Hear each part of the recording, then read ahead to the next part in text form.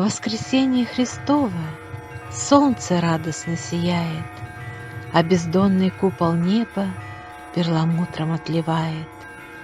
Там, где трав сухих валежник, наполняя жизнью вешней, расцветает вновь подснежник, поцелуй весенний, нежный. Под пушистой желтой вербой бабочки порхают в вальсе, благодать спадает с неба, милость Божия и счастье. Христос воскрес!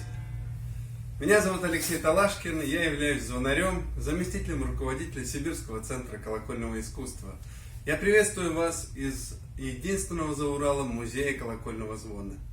Сегодня мы празднуем Пасху.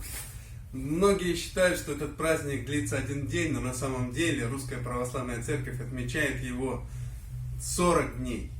И, конечно, это самый великий праздник, самый большой, самый значимый, потому что воскрес Христос, и это является ядром нашей русской православной веры.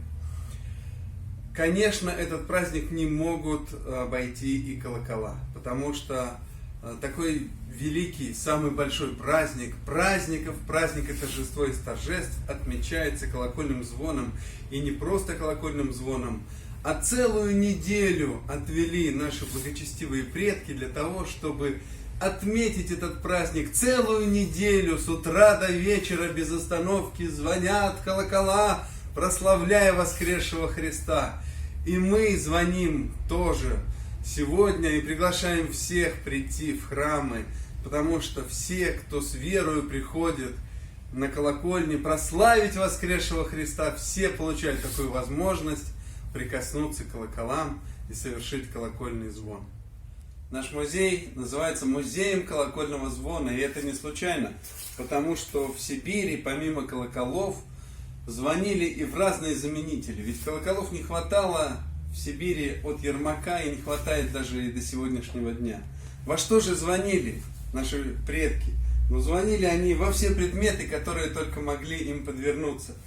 В 1628 году в Енисейске звонили в якоре.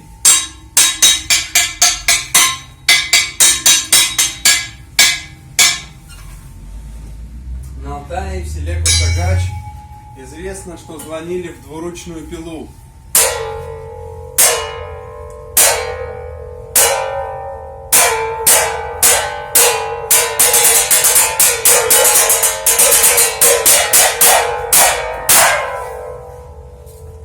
Когда к нам пришел транзит в Сибирь, то звонари сразу поняли, что и в обрезке железнодорожных рельс тоже можно звонить, как в колокола.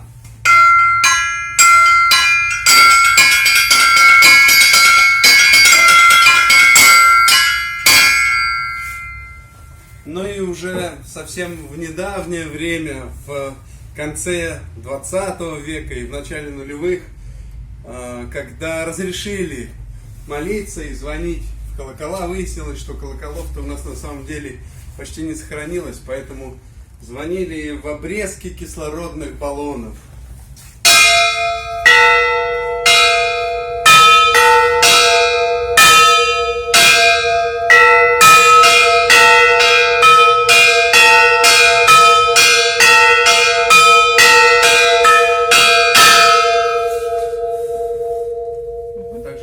Помнить, что колокола, несмотря на то, что это предмет достаточно прочный и тяжелый, одновременно с этим это предметы и хрупкие, потому что отлиты они из специального сплава колокольной бронзы, которая на 80% состоит из меди и на 20% из олова.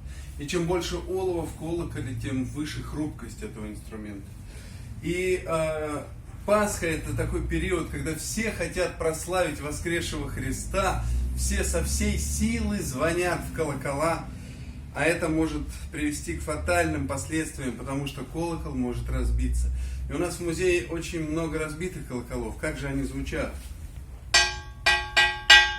Разбитый колокол совершенно теряет голос и, наверное, не пригоден уже. Вот этот еще немного звучит. Здесь тоже звук сохранился, но он быстро гаснет. Поет колокол. Но иногда бывают и вот такие случаи, когда просто разбивают совсем колокола. И этот колокол отлит был недавно. Но во время Пасхи вот его вот так вот разбили совсем. Поэтому так важно и беречь колокола, и восстанавливать их. В Сибири сохранилось не очень много старинных колоколов. Мы их изучаем. И отливались колокола. Ну, раньше считалось, что все в Сибири были колокола привозные, но сейчас выяснилось, что и в Сибири тоже отливались колокола. И на Камчатке, и в Забайкалье, в Иркутске, в Красноярске, в Томске, в Барнауле были свои колокольные заводы. Но самый центр, наверное, самый крупный центр литья, колокольного литья Сибири, это были Урал и Тюмень.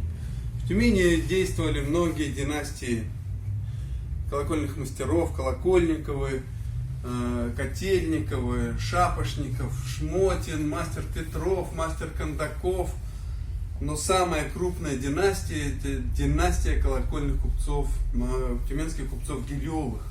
Вот здесь представлены и фото завода этого купца, и сами колокола, отлитые на этом заводе.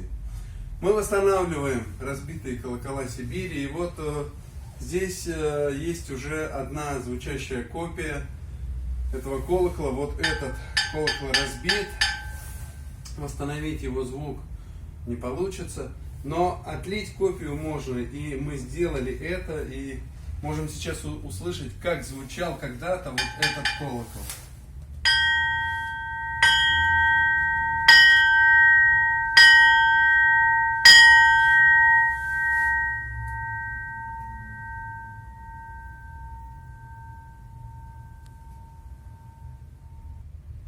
Ну а теперь приглашаем всех на колокольню послушать пасхальный праздничный трезвон.